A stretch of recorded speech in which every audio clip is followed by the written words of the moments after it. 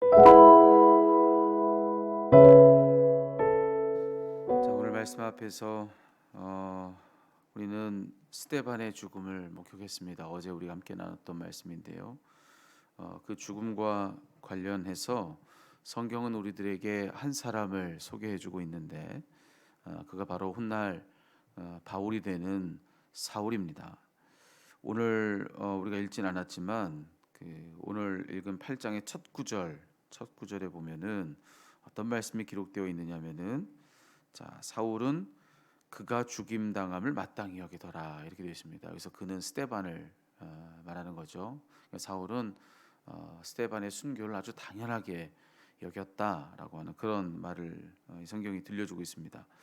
자, 이 말로부터 이제 사울을 중심으로 하는 이 초대교회에 대한 이 대박해, 기독교의 대박해가 이제 뒤이어지는데요. 오늘 읽은 3절입니다. 3절에 보면은 사울이 교회를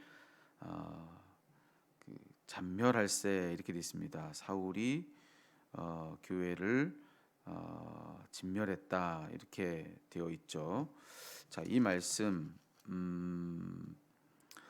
이 잔멸하다라고 하는 이 말을 들으면서 우리가 느끼듯이 그때 이 사울로부터 가해진 이 기독교 박해가 얼마나 거셌는가.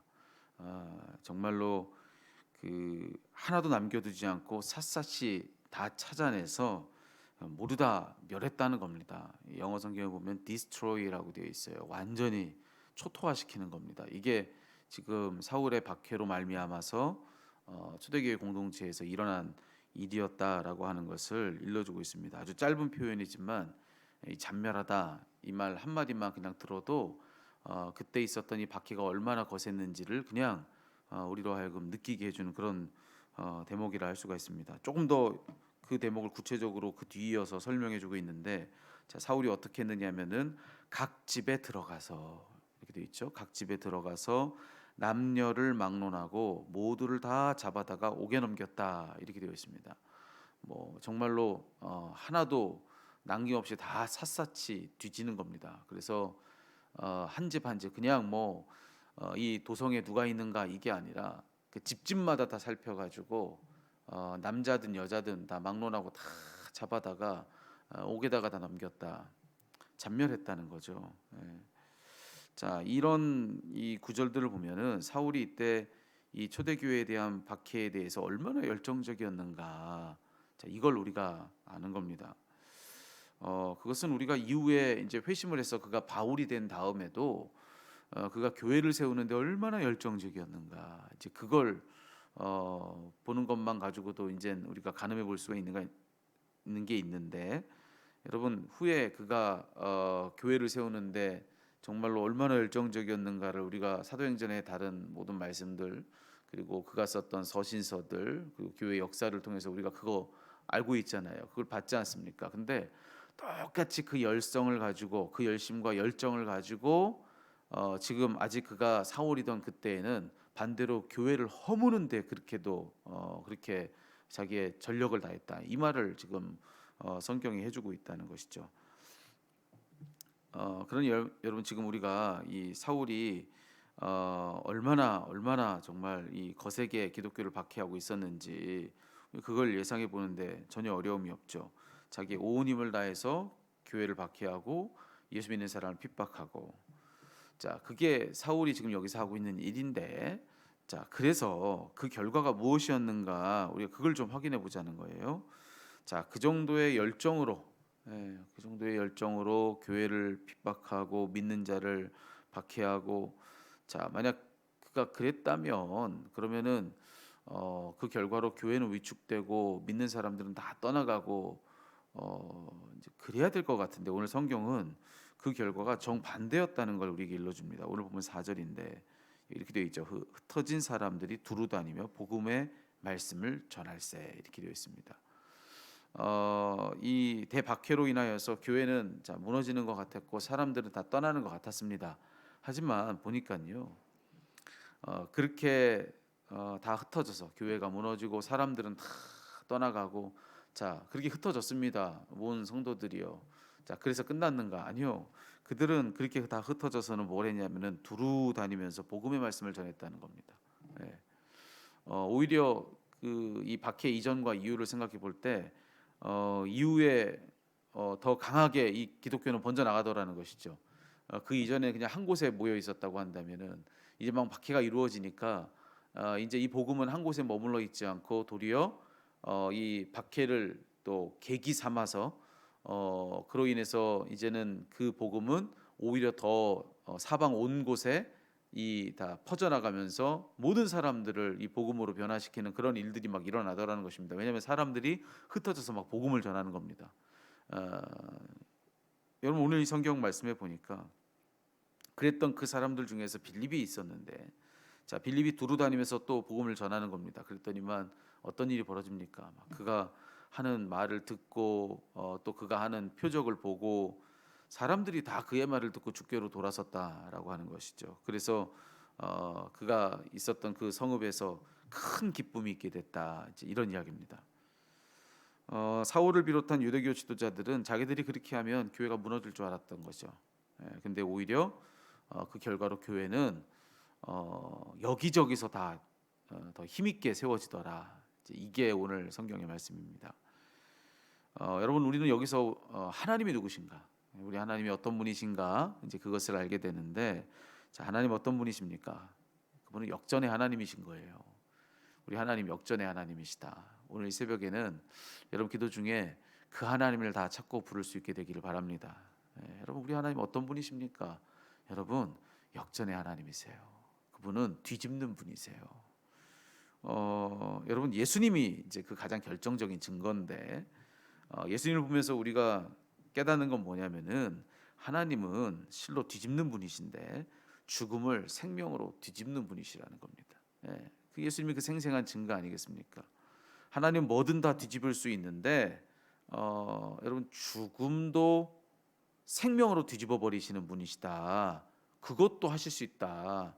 자 그러면 하나님이 뒤집지 못할 게 뭐가 있겠습니까? 아니 죽음도 생명으로 뒤집는 분이시면 그러면 그 하나님이 뒤집지 못할 일은 아무것도 없는 겁니다. 뭐든 다 뒤집으시는 거예요. 헤어졌는데 만나게 하시는 분이십니다. 예. 그분은 끝났는데 시작하게 하시는 분이세요. 잃어버렸는데 오히려 얻게 하세요. 무너졌는데 오히려 서게 하십니다. 예. 그런 분이 우리 하나님이시라는 거예요. 오늘 이 말씀에서도 그게 너무나도 분명한 겁니다. 그렇게 하면 교회가 망할 줄로 알았어요. 근데 여러분 아니요. 오히려 교회는 흥하더라는 것입니다.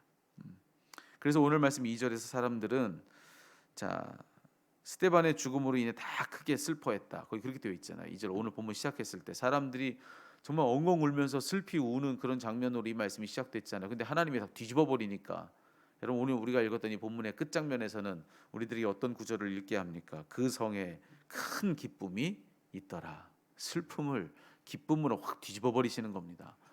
여러분 오늘 이 말씀 속에서 실로 우리 하나님 어떤 분이신가? 역전의 하나님이시다.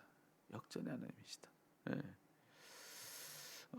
여러분 오늘 우리들의 삶에도 우리 동일한 하나님, 그 하나님과 함께하고 있다는 사실을 우리는 다 기억해야 합니다. 오늘 이 아침에 우리 기도하기 위해서 이 자리에 모였는데 그런 우리가 오늘 그 하나님을 다 붙들었으면 좋겠어요. 여러분 우리 하나님 어떤 분이시라고요? 역전의 하나님이십니다. 역전의 하나님, 뒤집는 하나님. 얼마든지 하나님 원하시면 뒤집을 수 있는 분이 바로 하나님이시다. 여러분 그래서 하나님은 어떤 일을 하시는 분이시냐면은 자 땅에 있는 나라를 뒤집어서 자 그 한가운데다가 하나님의 나라를 있게 하시는 겁니다. 앞서 우리가 그 뒤집는 하나님, 역전의 하나님에 대해서 뭐라고 했습니까? 그분은 끝났는데도 시작하게 하시고 이러는데도 얻게 하시고 무너졌는데 서게 하시고, 이게 무슨 얘기냐면 결국 우리 하나님은 어떤 분이시냐? 이걸 막 뒤집어 내시는데 이걸 뒤집어서 급기야 어떤 일을 하시는 분이시냐면은 땅에다가 하나님 나라, 즉 하늘 나라를 있게 하시는 분이라는 겁니다. 아니 하늘에선 하늘 나라가 있고 땅에는 땅의 나라가 있어야 되는 거 아닙니까? 근데 하나님이 이걸 그냥 뒤집어 버리시는 거예요. 그래서 땅에다가도 하늘 나라가 있게 하실 수 있는 하나님이시라는 겁니다. 그래서 이 땅에서 하나님 나라를 맛봐서 우리가 그 하나님 나라, 이 땅에 임한 하나님 나라의 면모를 경험한 것이 무엇이냐? 와, 이뤘는데 얻었다. 예, 슬펐는데 기쁘다. 예, 헤어졌는데 만났다. 무너졌는데 섰다. 망한 줄 알았는데 흥했다. 여러분, 이것이 바로 하나님 나라를 경험한 우리들의 나름의 간증들인 겁니다. 고백인 거죠. 그게 바로 하나님 나라의 실체입니다. 우리 그렇게 하나님 나라를 경험하는 겁니다. 여러분, 이 땅에 얼마든지 하늘나라를 있게 하실 수 있는 그런 역전의 하나님, 뒤집는 하나님을 믿는 저와 여러분 되기를 간절히 소망합니다. 그래서 오늘은 기도하면서 우리가 그 하나님을 좀 더 힘써 붙들었으면 좋겠는데, 자, 오늘 저와 여러분 우리들의 삶 가운데 그 하나님의 능력, 뒤집는 하나님의 능력 가운데서 자, 진짜 뒤집혀야 될 그거 무엇이냐는 거죠. 하나님의 능력 가운데 나의 오늘 이 삶에서 자, 무엇이 뒤집혀야 되겠는가? 나는 무엇이 뒤집히기를 바라는가?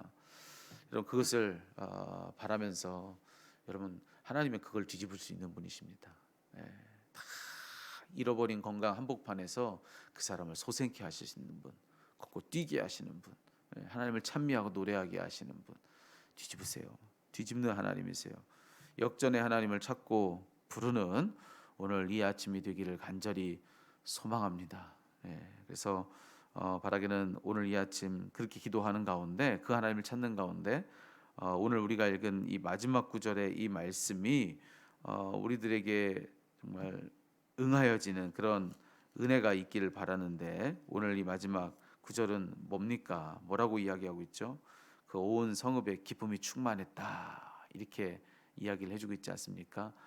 우리들의 인생 성읍에, 나의 도성, 나의 삶의 모든 지경 가운데 여러분, 오늘 이런 하나님의 은혜가 깃들기를 소원합니다.